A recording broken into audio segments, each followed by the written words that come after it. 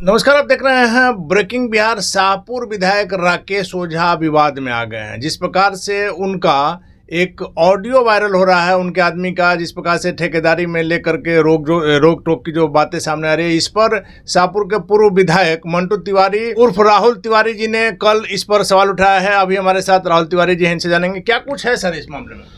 कुछ नहीं, जैसे काफ़ी दिनों से ये प्रॉब्लम आ रहा था। ये बहुत महत्वपूर्ण पुल था, ये इसरपुरा गांव में है और उज्ज्वलिया उनका जो विधायक हैं उनका गांव सटे हुए है और वो दोनों गांव के बीच से ये एक लालू डेरा पंचायत है, वहाँ पुल जाता है। हाई राइज पुल है और पिछले सीज़न में ये काम स्टार्ट हुआ था। तब तक मेरी विधायकी जो है वो चली गई है, विधायक हुए। और अब जो बरसात के बाद काम स्टार्ट होना था तो ये चारों तरफ फ़ोन करके, इन्हीं को नहीं, चारों तरफ फ़ोन करके सूचना मिल रही थी कि अपने जो पुराना जो इतिहास है इनका वो दोहराने का प्रयास कर रहे थे। पारिवारिक जो इतिहास है। तो इस ठेकेदार ने कोशिश किया, बहुत हद तक कोशिश किया कि बातचीत हो, लेकिन बातचीत नहीं हो रहा था।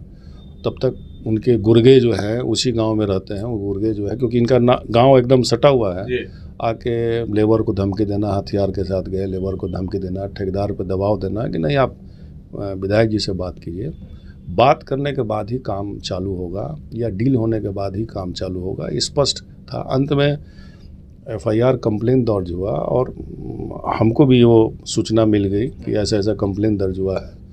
तो वो ठेकेदार ने हमको बताया कि एफआईआर लेने में दिक्कत हो रहा है या एफआईआर करने में, जांच में दिक्कत हो रही है, क्योंकि पूर्व के विधायक है तो हमसे सहयोग मांगा। हम पुलिस कप्तान से बात किए और जो प्रॉब्लम था पुलिस कप्तान को बताया। पुलिस कप्तान ने भी वो व्यक्ति जो कॉन्ट्रैक्टर है उनसे बात की कि क्या समस्या आपको है, समस्या आपने बताया। अंत में पुलिस फोर्स गई वहाँ काम चालू हुआ। तो इस तरह की घटना है।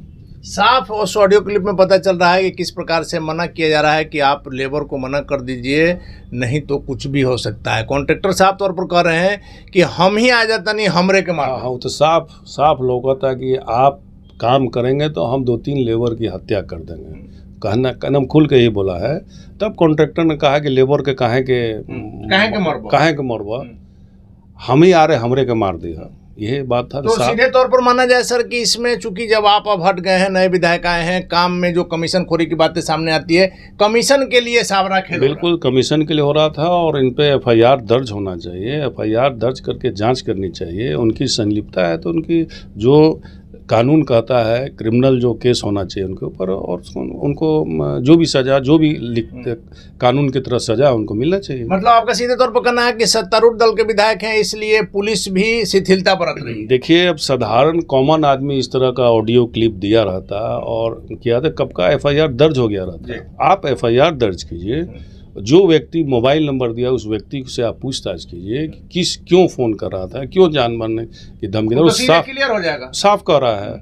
और ऑडियो अगर उसकी है जांच करा लीजिए। अगर उसकी है तो निश्चित तौर पे एकदम क्लियर है कि वो जान मार धमकी का है कि तुम काम करोगे तो जान मार देंगे, हम साफ दिख रहा है उसमें। आपने सर आरा के पुलिस कप्तान से बात की, आपको कैसा लगा? नहीं, पुलिस कप्तान बहुत अच्छे हैं, उसमें कहीं दो राय नहीं है। पुलिस कप्तान को हमने दिया, तुरंत उन्होंने फ़ोन नंबर मांगा, उनसे बात की। तो पुलिस कप्तान में कोई कमी नहीं है।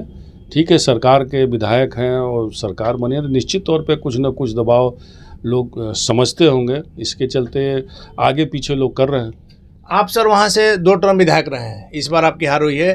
क्या माना जाए कि ऐसी जो इस प्रकार का जो एक्शन है इलाके में भय का माहौल होगा? बिल्कुल भय का माहौल है। हम पहले भी चुनाव के पहले बात कर रहे थे कि इनका जो पूर्व इतिहास रहा है, इनके पिताजी का, वो अच्छा रिकॉर्ड दे रहा है। इनके पिताजी दुर्दान अपराधी रहे हैं, कई केसेस थे उनके, आप इलेक्शन में जाइएगा एफिडेविट में जो उन्होंने किया है, कई केसेस थे, कई हत्या उनके ऊपर आरोप है, कई जगह रोड बनाने के लिए काम मिला, बिना किसान के एनओसी काम लगा दिए। अगर वो काम लगा दिए, काम को किसान रोका तो उसको गोली मरवा दिए। तो इनका पेशेवर जो इनके पिता का जो था वो आपराधिक चरित्र के थे और वो चीज़, छवि जो है इनमें अब नज़र आ रही है।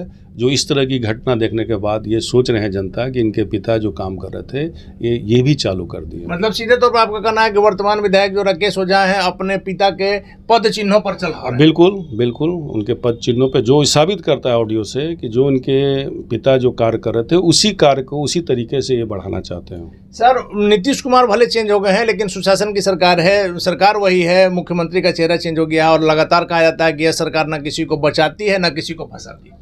अब देखना है, अब सरकार बचाती है और इस तर्ज पे जो सरकार के साथ रहे हैं निश्चित तौर पे बचाती है और सरकार के विरोध में रहे निश्चित तौर पे उसको फंसाती है। इसका कई उदाहरण प्रस्तुत किया जा सकता है। जैसे आप मोकामा की घटना को आप ले सकते हैं, तो सरकार में जब थे तो दुलारचंद वाले मामले की बात नहीं, उसके पहले भी बहुत सारे AK-47 गोली चलाए, AK-47 चलते हुए शादी ब्याह में भी आया है लेकिन कोई कार्रवाई नहीं हुई। जब सरकार से हटे तो AK-47 में झूठी केस लगा के उनको अरेस्ट किया गया।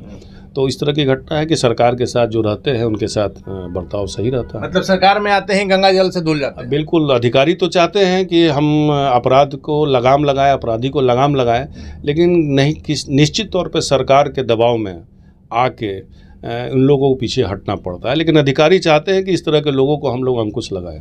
आखिरी सवाल है सर, सम्राट चौधरी अब बिहार के मुख्यमंत्री बन गए हैं, क्या कुछ लग रहा है, क्या परिवर्तन देखने को मिल सकता है? देखिए, बने हैं, अब उनको मतलब उनको हम बधाई दे सकते हैं कि बिहार के मुख्यमंत्री बने हैं और अभी तो समय है, कल ही शपथ लिए हैं।